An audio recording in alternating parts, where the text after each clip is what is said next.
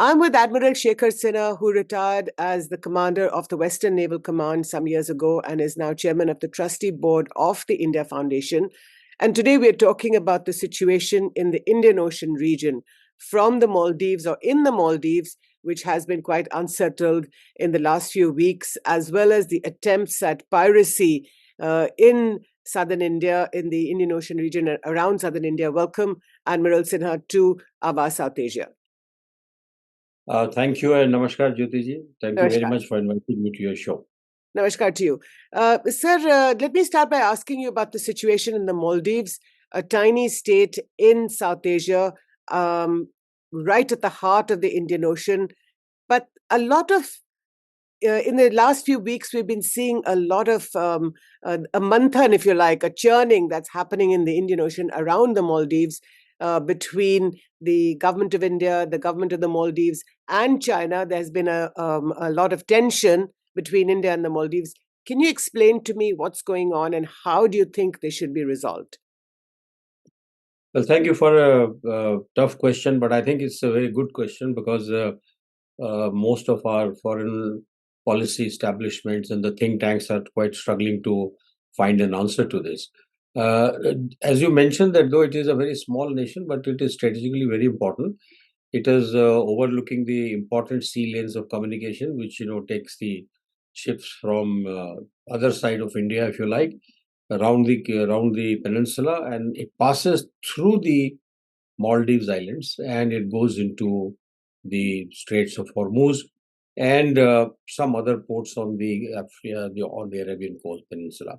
So, as you know, that last time also we had a chat on this that Mr. Muizzu, the new president, he's uh,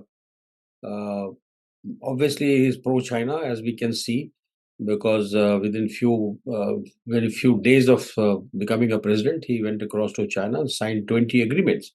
Mm-hmm. And if you look at the broad headlines of those agreements, uh, it will impact the every Maldivian on their daily lives.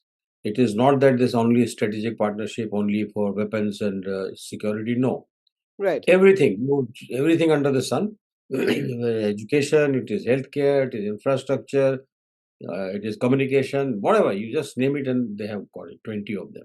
Mm-hmm. So it is a quite a setback, as I mentioned last time that India is going through headwinds in this area, and yeah, but also there are some people who are not in line because see, normal Maldivian, he respects India. They like India because India has come to their support number of times. If you see Right. historically, you have been quoting on your programs. I did not repeat that. But the biggest handicap that they're likely to have if say, okay, India out, and the maintenance people who are in, they're calling military personnel, none of them are competent. They're all people who maintain the helicopters and the Dornier aircraft, and these have helped in saving 500 lives in last 5 years. So the Maldivians understand. When I say saving their lives, it is not just evacuation.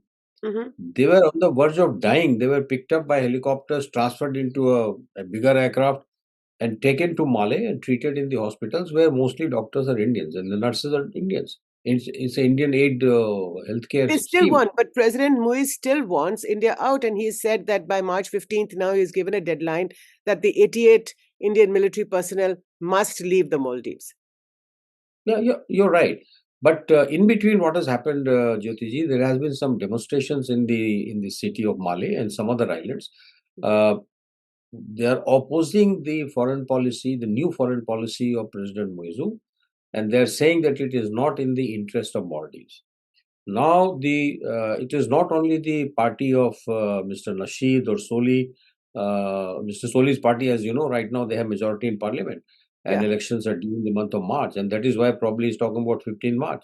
So he wants to prove to the people that I won on a promise of India out, and here it is before the election, India is out. So it will be impactful. Okay. It can fetch in some votes. But in the meantime, the opposition parties have staged a big demonstration where some of the sympathizers, some of the active members of Muizzu's party have also been seen with placards. That Mhm. this is a wrong foreign policy. You cannot do without India. India is in everyday life, vegetables, food, pulses, rice, whatever you name it, it's all goes from here. Mhm. So there is headwind, there's no doubt about it. But let us say that even if he succeeds and he insists on 15th, then I guess 15th, they will have to go. It's a sovereign country, and if it is agreed, if he says no, go, we will mind our own business. My apprehension is that the Chinese, who are now sort of overpowering the wills of Maldives president, Mhm. they might invite the Pakistani ships and aircraft to take up the position of India, the place that India is going to vacate. I see. And that is not a very good news, because China does not do anything on its own. It always has a proxy. It wants to win a war without fighting, as you know, it is their motto. And here, if they put Pakistani naval ships and the naval aircraft for evacuation, rest everything is in place. The base is there, the maintenance areas are marked, the routes are marked, and therefore it'll be much easier. And China will say, well, it's not between, I have not done anything. It's Pakistan and Maldives have signed this contract. So is Why India in danger? Pakistan? Sorry, go ahead. Go ahead, sir. No, why Pakistan? Mhm. That one has to realize that the Salafi movement in Maldives has picked up pace quite a lot. And Mhm. local people, the educated and intelligentsia, they are very worried that this Salafi movement is not good, and it will only lead to more radicalization. As you know, the society is quite radicalized. We've had the largest density of the Maldivians who joined the ISIS. Mhm. So it's a history, and it is all there. It is just going on. It's not stopped. In fact, Salafi movement has increased. And just to make my point, Mr. Muizzu's father, he actually brought the first set of Salafi preachers from outside, from Mhm. Saudi Arabia, and he brought them into the country. First one, and therefore, Mr. Muizzu does have a soft corner. Islamization is going, or not Islamization, the Salafism is going to continue increasing, and Pakistan coming there on that ground is a bad news, because it will put all our activities in that area to surveillance. If they put a radar, as you know, the fine print of infrastructure development is being signed in Mali today, or maybe it is signed. That gives you an idea as to Indian infrastructure projects will slow down. Mhm. It will slow down because obviously they say, okay, fine, we'll meet the deadline, but go slow. Mhm. Contractors are, after all, some are Indian, some are there. So I think Is that India in it's a danger of losing the Maldives, Admiral? danger of Is losing India Maldives. is India in danger of losing the Maldives? See, I won't say, because the proximity and its people to people relation of so many years, and always for good things. Mhm. All the transactions have been transparent. The intelligence share is certainly not backing Mr. Monjo. What is the number of them? We'll really have to wait and see. But there is also a little bit of political movement at the moment, quite strong, Mhm. that Mr. Nasheed is still the most popular leader Mohammad Nasheed, former president who split and the former speaker. MDP, and former speaker who split the MDP, the Maldivian Democratic Party, and has now That's created it. its own party called the Democrats That's, on the eve of the September election last year. you're right. You're right. So Great. he is still the most popular leader. Mhm. And he has said that he supports Mr. Soli's party, you know, in removing this gentleman, maybe in a no confidence motion. But for no confidence motion, That is removing President Muiz. you require some, I believe, two-third majority or two-third votes to go for impeachment or for throwing out the president. So what is happening is that there is a there is a discussion on at the moment Mhm. that there are issues on which Mr. Yamin uh, has differences with the present president. Uh, the present president says that other policies, I'm not going to take directives from you. You said India out, you gave me a plan. On India out, I have thrown the Indians out. Mhm. That's the only big project. As far as infrastructure is concerned, which is a developmental project, it will slow down because I'm getting the Chinese. Chinese are going to invest so much of money, which also they also did in your time. So there's nothing new. But is there But some if that discomfort? Is there some discomfort in the Maldives, inside the Maldives, with this President Muizzu, who's taken such a strong stand against India? yes, there is both political within his own party, with the alliance partner of Mr. Yamin's party, because they also feel that okay, Mr. Yamin also had a close association, but that did not stop the Indian projects. They were also moving. Whatever Right. time frame was there, they're moving. But here it will not move. This is the anticipation that it will not move. Uh-huh. And that is going to cause fair amount of hardship because all these contracts are time bound. Uh-huh. If they don't happen, the country has to pay a penalty. They already have a you know debt of nearly 1.8 billion dollars, which is almost very close to their GDP. So Mm-hmm. it's not a very happy situation, and that will lead ultimately to price rise, inflation, and all associated economic difficulties. So, do you So think the I MDP and the Democrat Party, which is Ibu Soli, the former president, Ibrahim Soli, and Mohammed Nasheed, do you think they could come together? they may fight election on different banners, but they will support each other when they come to the parliament elected, So, and they how will do get more seats. So That if is they get because more seats, if they get more seats in the parliament, so won't that lead to a very conflicting situation? Because you have the president from one party, which is anti-India, then you have the parliament, if it is won by a coalition of the NDP and the Democrats. So won't that situation then make things even much more complicated in the Maldives? But what will happen, Jyoti ji, that they will probably bring in the no confidence motion Uh-huh. and no confidence motion in the president. Now, as per the constitution, as per my understanding is that if two-third people vote for the motion, he will have to go. Hmm. He'll have to resign. They will have to call for a fresh election or something. So there is a danger of that, and probably it might be heading in that direction. That is what I feel. Second thing is, Mr. Nasheed has been advocating parliamentary democracy, Right. meaning that it's like our system. Right now, they're a presidential system the way it is in US, and the appointed ministers, they need not be members of the any of the council, but Mm-hmm. they can be nominated to the council later on. Mm-hmm. Now, if that be so, if they have the majority and Mr. Soli and Mr. Nasheed come to an agreement that parliamentary democracy proposal should be brought and the constitution should be changed. Mm-hmm. Because if they have two-thirds majority, then that is also possibility. And if that happens, I won't be surprised that Mr. Nasheed throws himself up as the prime ministerial candidate. I So see. that is the thinking which is going on. I'm talking to some of my friends, former ambassadors and heads of military and all that. So they're saying that we are hoping that should happen, and we are generating the discussion in Maldives.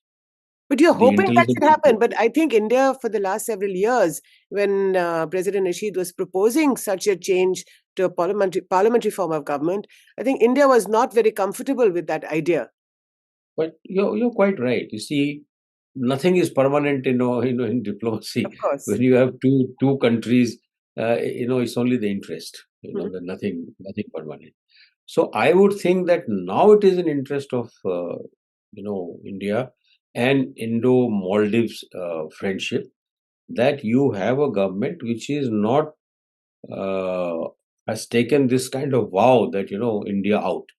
They Mhm. understand the India's contribution, and one guy who can really stand for you is Mr. Nasheed, and of course Mr. Soli.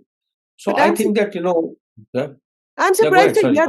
I'm surprised to hear that, Admiral, because I know that in the recent past, the Indian government has in fact not been very comfortable with the former President Nasheed. In fact, they have supported President Soli and his MDP to the extent that Nasheed split the party, split the MDP, and left. So, are you saying that there is a change in the Indian government's thinking? No, I really I wouldn't know. But what I feel is that I will know only the some cabinet minister who's cabinet committee on security can spell that out. But my sense is that possibly there was some confidence that Soli will win the election again. Hmm. Possibly. That is one possibility which has not happened. Okay. Now it will go. You see, Yamin would have been a candidate who has more sort of ground base. Electoral base of Mr. Yamin is more because he is a slightly unknown quantity, Right. Mr. Muizzu. So it does not have very, कहते हैं ना feet on ground नहीं है उनका.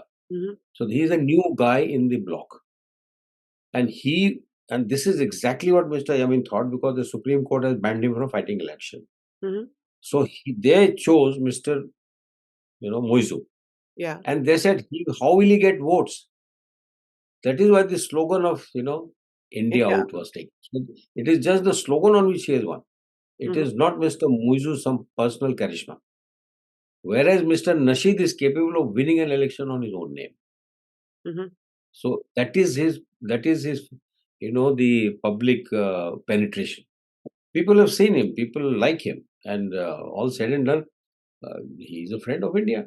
Okay, sometimes two friends also have different opinion, but that had happened with a very different set of understanding or possibly hope that Mr. Soli will be back, and but they didn't realize that, and they thought that Yamin, I would think they would have thought Yamin is in jail, he will not fight the election, so therefore no question of anybody else winning because Hmm. they don't have that kind of public perception in Maldives.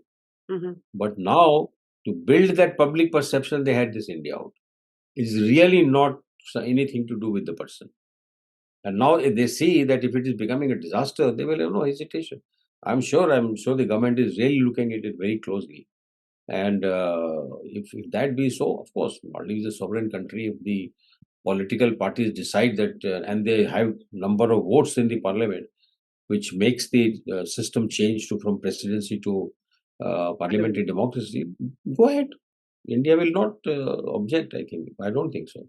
So, two questions, Admiral. The first is that this change in perception about Mohammad Nasheed, in the past, what was the tension about? Was there this concern that Nasheed was getting close to the Chinese? Not really. You see, the first time when his deputy actually threw him out, Mr. Wahid, that was the time when people themselves realize that he's probably getting close to Chinese, when the contract of, that runway was being given, Malay, two islands coming to join. Now, when that was happening, then people realized that he possibly getting too close, and therefore that coup was done.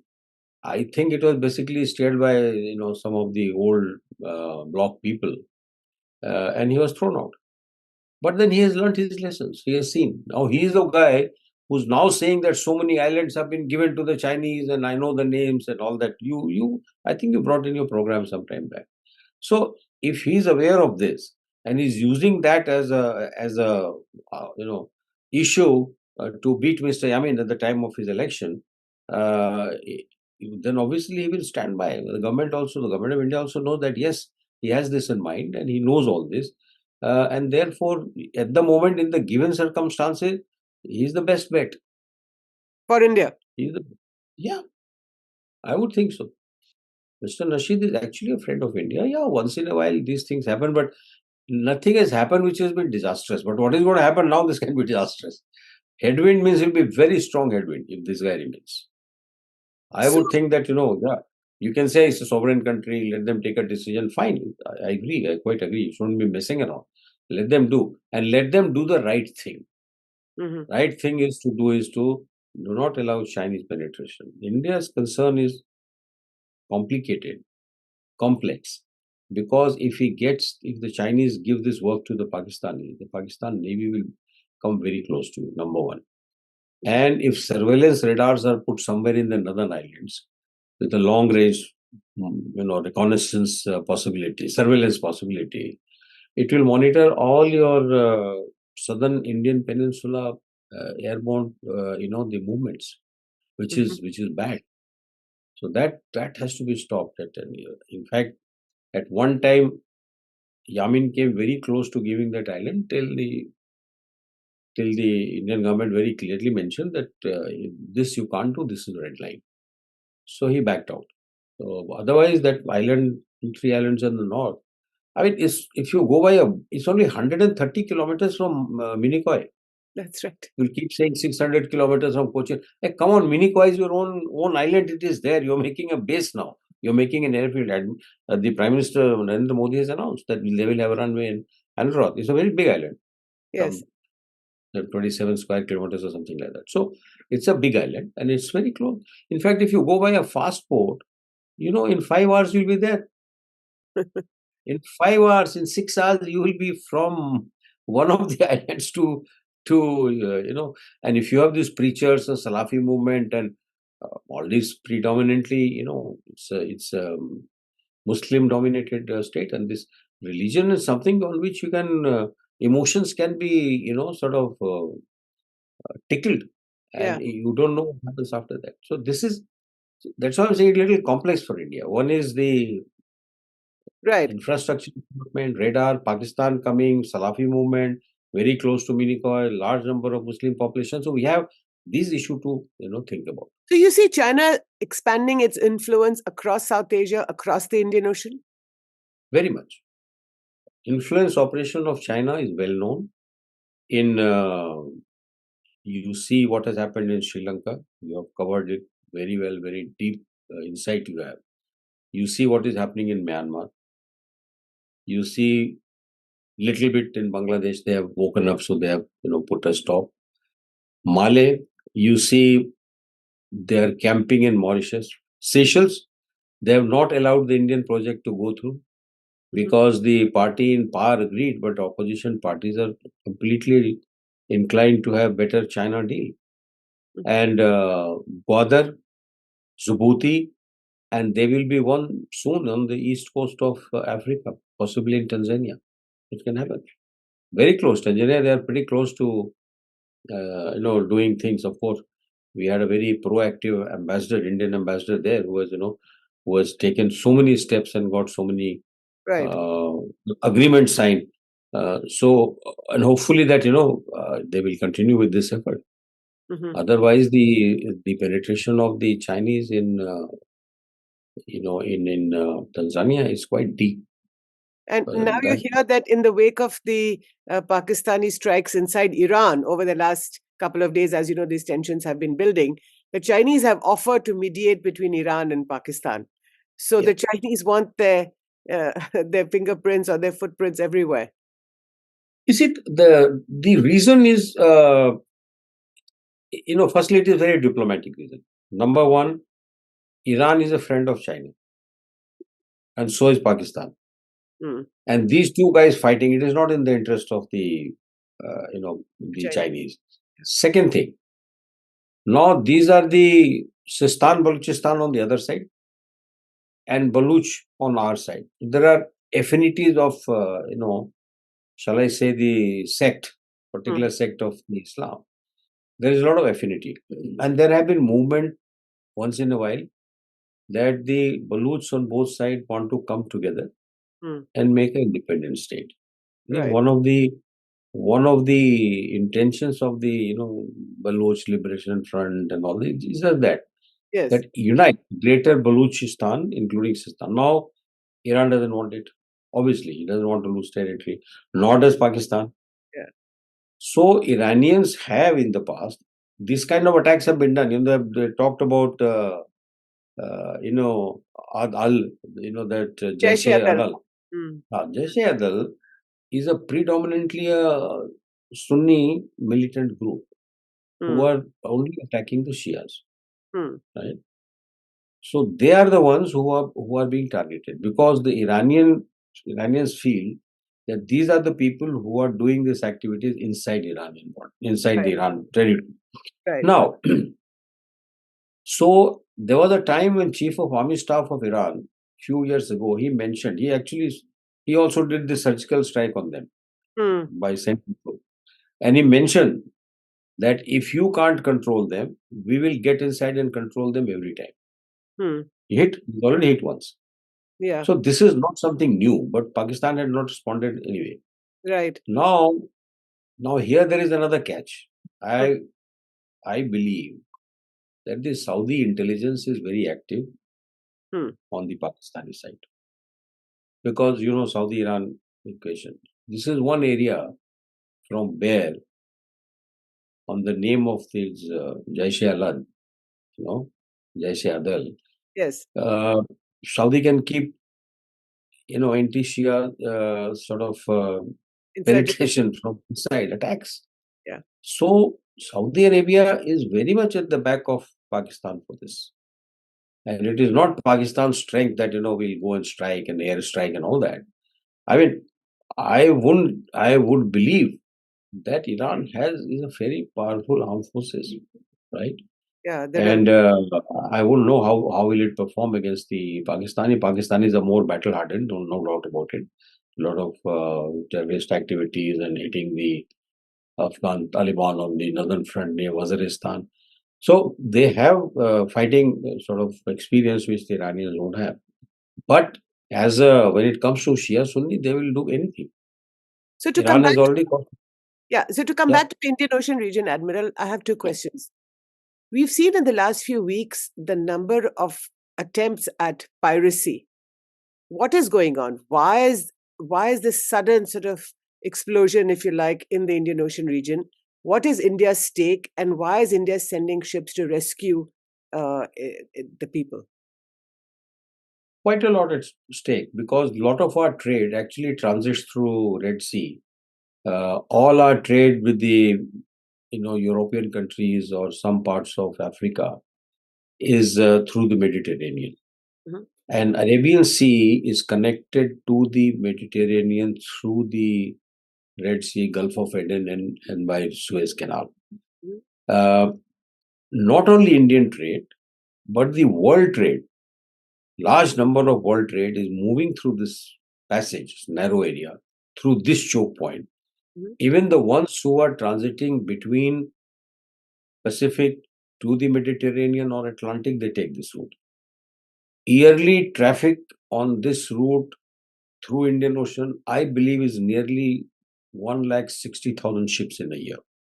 I see. Okay, it's very big numbers. Yeah. Then you Right. convert it into hours, minutes, and all. You'll feel that every minute there's one ship going. Yes. So it is big. So is India's, obviously India's interest. I don't say India's backyard. I mean, it's India's sea lanes of communication. And protecting your sea lanes of communication is first primary duty of our navy. Laid down. But this has not Protect. happened in the past as much as it's happening now, That, recently, isn't that it? is because the numbers have increased, Jyoti ji. अभी आप देखिए कि how many attacks have taken place. Just see, it has widened because this time Houthis have become active, and as a support to Hamas, Mm. they are now attacking ships which are either American flagged or destined for US or Israel.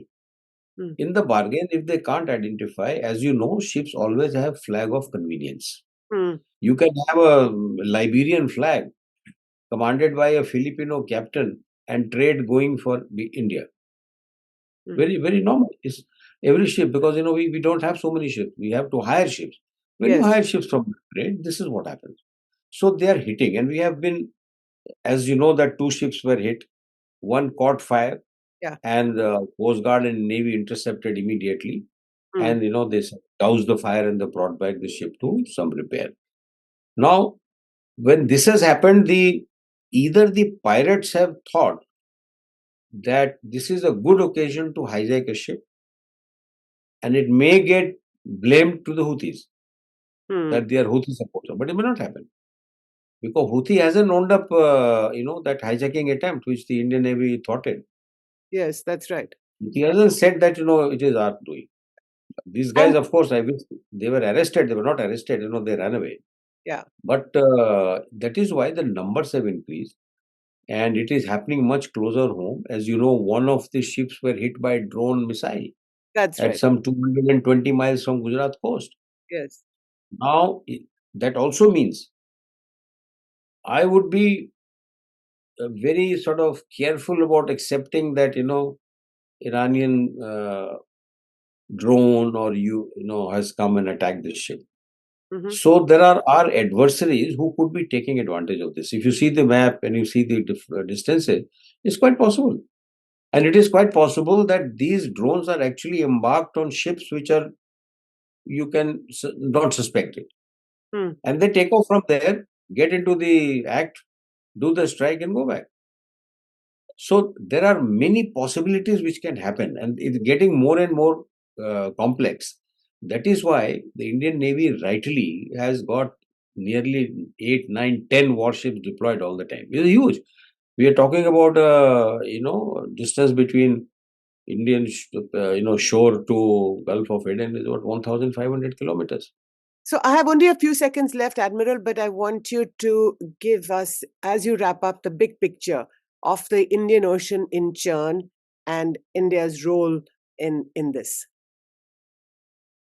Well, you have used just the right word. The Indian Ocean is really on the chart, and particularly the Western Indian Ocean, between Arabian Sea from, or as I said, Dondra head to Gulf.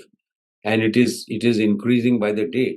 Any war on land, Jyotiji, it always spills over to the sea. Mm. And that is danger. Our 95% trade by volume is from the seas, number one. Second thing, we also have responsibility to provide some kind of assurance to our neighbors. They are small neighbors, they look at you.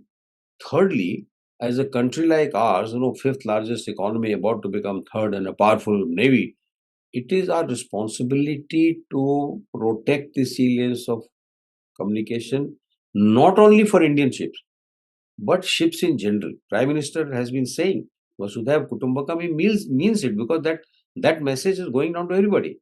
Mm. So it is not only to protect the Indian ships, it is all the transit ships. Though, as you know, that large number of ships have actually now taken a route through the Cape of Good Hope, Africa.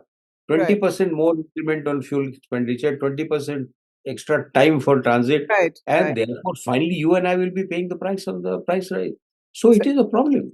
so India now is participating or is expanding or attempting to expand its own influence in the Indian Ocean. Or let me say That's this. true. So let me say this again. So India attempting to expand its own influence in the Indian Ocean, not just by securing its own sea lanes of communication or for its own trade, but also for world trade, and playing a role in smaller nations like the Maldives and Sri Lanka. I would just like to possibly make one small amend. People are realizing the capability of India, that it can do all that. It is not that we got some extra assets. We already had these assets. Yeah. But now when the time has come and people are saying that India is there. I'm afraid we've lost the link with Admiral Shekhar Sinha. This is Jyoti Malhotra from Awaaz, South Asia. Thank you so much for watching. Thank you for your time.